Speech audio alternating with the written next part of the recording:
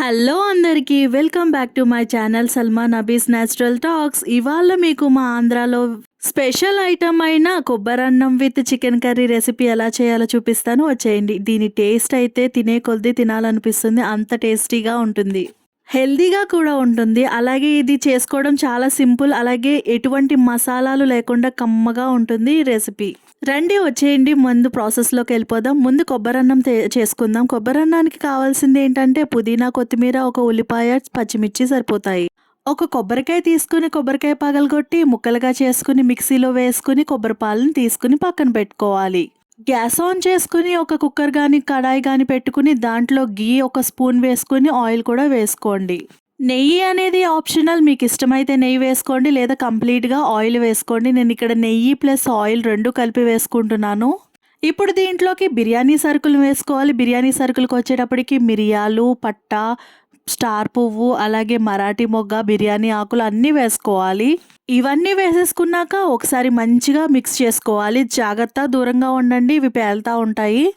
ఈ బిర్యానీ దినుసులన్నీ కూడా మంచిగా ఫ్రై అయిపోయిన తర్వాత దీంట్లోకి ముందుగా కట్ చేసి పెట్టుకున్న ఆనియన్స్, పచ్చిమిర్చి, కొత్తిమీర, పుదీనా ఇవన్నీ కూడా దాంట్లో యాడ్ చేసుకోవాలి. ఇవన్నీ కూడా మంచిగా ఆయిల్లో ఫ్రై అయ్యి మంచి స్మెల్ వచ్చేంత వరకు కూడా బాగా మంచిగా ఫ్రై చేసుకోవాలి మొత్తం ఆయిల్లో. ఈ కొబ్బరన్నంలో ఎటువంటి మసాలాలు వేయము. ఆ కొబ్బరి పాలతో వండుతాం కాబట్టి కమ్మగా ఉండి టేస్ట్ మాత్రం అదిరిపోతుంది. దీంట్లో కేవలం వేస్తే అల్లం వెల్లుల్లిపాయ పేస్ట్ మాత్రమే వేస్తాము.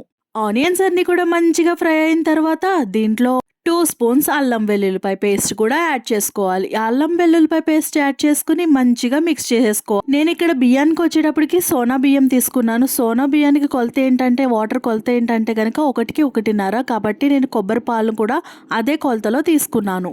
ఇప్పుడు ఇదంతా కూడా మంచిగా ఫ్రై అయిపోయిన తర్వాత నేను ఏ కొలతతో అయితే కొబ్బరి పాలు తీసుకున్నానో అదే కొలతతో తీసుకున్నాను. ఇప్పుడు మీరు గ్లాస్తో బియ్యాన్ని కొలిచారనుకోండి, అదే గ్లాస్తో 1కి 1.5 వేసుకోండి.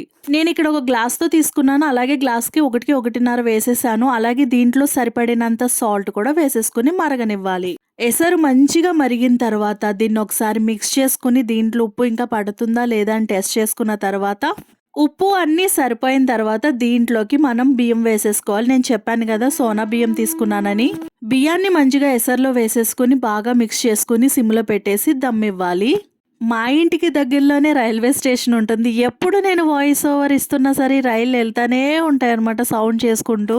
రైస్ వేసేసిన తర్వాత ఒకసారి మిక్స్ చేసేసి సిమ్లో పెట్టేసుకుని దమ్ ఇచ్చుకోండి. అలాగ ఒక 15 మినిట్స్కి మన కొబ్బరి రైస్ అయితే రెడీ అయిపోతుంది. పొడి పొడిలాడుతూ చాలా టేస్టీగా ఉంటుంది. ట్రస్ట్ మీ, కమ్మగా ఉండి తినే కొద్దీ తినాలనిపిస్తుంది. ఇందులో ఎటువంటి మసాలాస్ వేసుకోక్కర్లేదు, చాలా కమ్మగా ఉంటుంది ఈ రైస్. ఈ కొబ్బరి అన్నంలోకి కాంబినేషన్గా చికెన్ కర్రీ చేసుకుని తింటే మాత్రం అదిరిపోతుంది. రండి ఇప్పుడు చికెన్ కర్రీ రెసిపీ చెప్పేస్తాను. గ్యాస్ ఆన్ చేసుకుని ఒక కడాయి పెట్టుకుని దాంట్లో ఆయిల్ వేసుకుని హీట్ అయిన తర్వాత దీంట్లోకి చికెన్ కర్రీకి కావాల్సినవి ఆనియన్స్, పచ్చిమిర్చి అండ్ కొత్తిమీర కావాల్సినవి. ఆయిల్ హీట్ అయిన తర్వాత మనం చిన్నగా కట్ చేసుకున్న ఆనియన్స్ వేసుకోవాలి. ఆనియన్స్ కొంచెం ఫ్రై అయిన తర్వాత వీటిలోకి పచ్చిమిర్చిని కూడా యాడ్ చేసుకుని మంచిగా ఫ్రై చేసుకోవాలి. పచ్చిమిర్చి కూడా వేసుకుని మంచిగా ఫ్రై చేసుకోవాలి. అలాగే ఆనియన్స్ త్వరగా మగ్గిపోవాలంటే మనం ఏం చేయాలి, దీంట్లో సాల్ట్ వేసుకోవాలి. సాల్ట్ వేసేసుకుని మంచిగా హై ఫ్లేమ్లో పెట్టుకుంటే మంచిగా మగ్గిపోతాయి, త్వరగా మగ్గిపోతాయి ఆనియన్స్. మగ్గిపోయిన తర్వాత అల్లం వెల్లుల్లిపాయ పేస్ట్ని కూడా వేసుకోవాలి. ఇక్కడ నేను 1.5 టీ స్పూన్ అల్లం వెల్లుల్లిపాయ పేస్ట్ని యాడ్ చేసుకున్నా. అల్లం వెల్లుల్లిపాయ పేస్ట్ యాడ్ చేసుకుని మంచిగా మిక్స్ చేసుకోవాలి. పచ్చివాసన పోయేంత వరకు కూడా మంచిగా అల్లం వెల్లుల్లిపాయ పేస్ట్ అంతా వేగేలాగా మంచిగా మిక్స్ చేసుకోవాలి. ఆనియన్స్ అన్నీ కూడా మంచిగా ఫ్రై అయిన తర్వాత దీంట్లో పసుపు యాడ్ చేసుకోవాలి. చిటికెడు కానీ 1/2 టీ స్పూన్ కానీ పసుపు యాడ్ చేసుకోవాలి. తర్వాత దీంట్లోకి కారం కూడా యాడ్ చేసుకోవాలి. కారం వచ్చేటప్పటికి నేను 2 స్పూన్స్ కారం యాడ్ చేసుకున్నాను. మీ స్పైసీకి తగినట్టుగా మీరు కారాన్ని యాడ్ చేసుకోండి. అలాగే దీంట్లో ధనియాల పౌడర్ కూడా యాడ్ చేసుకోవాలి. యాడ్ చేసుకున్న తర్వాత అంతా కూడా మిక్స్ అయ్యేలాగా మంచిగా మిక్స్ చేసుకోవాలి. తర్వాత దీంట్లోకి కడిగి శుభ్రంగా పెట్టుకున్న చికెన్ని కూడా యాడ్ చేసుకుని మంచిగా మిక్స్ చేసుకోవాలి మొత్తం అంతా కూడా. చికెన్కి వచ్చేసేటప్పటికి నేను 1/2 కేజీ చికెన్ తీసుకున్నాను. 1/2 కేజీ చికెన్కి నేను ఆనియన్స్కి వచ్చేటప్పటికి 3 ఆనియన్స్ తీసుకున్నాను, సరిపోతుంది. ఎక్కువ ఆనియన్స్ వేసేయకండి, స్వీట్నెస్ వచ్చేస్తుంది. చికెన్ కూడా వేసిన తర్వాత అంతా కూడా మంచిగా మిక్స్ చేసుకున్న తర్వాత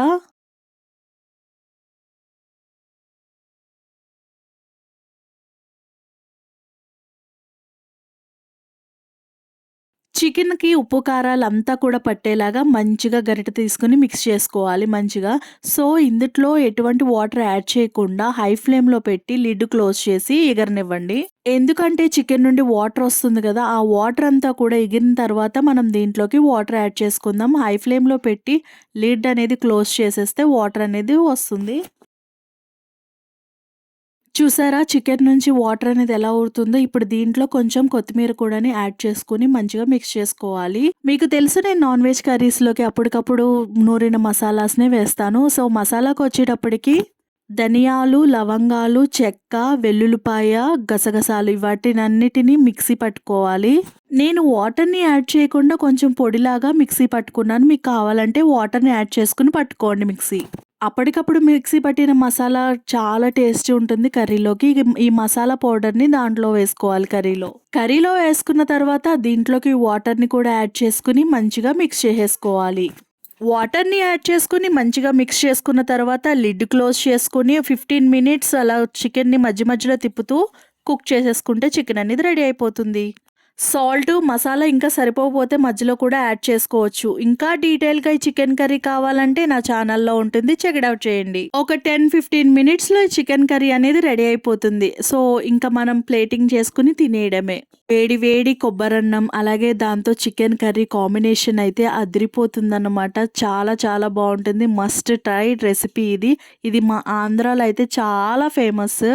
కొబ్బరన్నం కమ్మగా దిగుతా ఉంటుంటే, చికెన్ కర్రీ స్పైసీగా తగులుతా ఉంటే టేస్ట్ మాత్రం అద్దిరిపోతుంది. వేరే లెవెల్‌లో ఉంటుందసలు ఈ రెసిపీ అయితే మాత్రం కంపల్సరీగా ట్రై చేయండి. ఇంకేంటి ఆలోచిస్తున్నారు? రెసిపీ నచ్చిందా? వెళ్లి తప్పకుండా ట్రై చేయండి ఎలా ఉందో. అంతేనండి ఈ రెసిపీ వీడియో. ఈజీగా ఇంట్లో కొబ్బరన్నం, చికెన్ కర్రీ ఎలా చేసుకోవాలనేది చూపిచ్చేసాను. ఈ వీడియో మీకు నచ్చినట్టయితే లైక్ చేయండి, షేర్ చేయండి, సబ్స్క్రైబ్ చేయండి. మరెన్నో వీడియోస్‌తో మీ ముందుకొస్తా. This is Salma.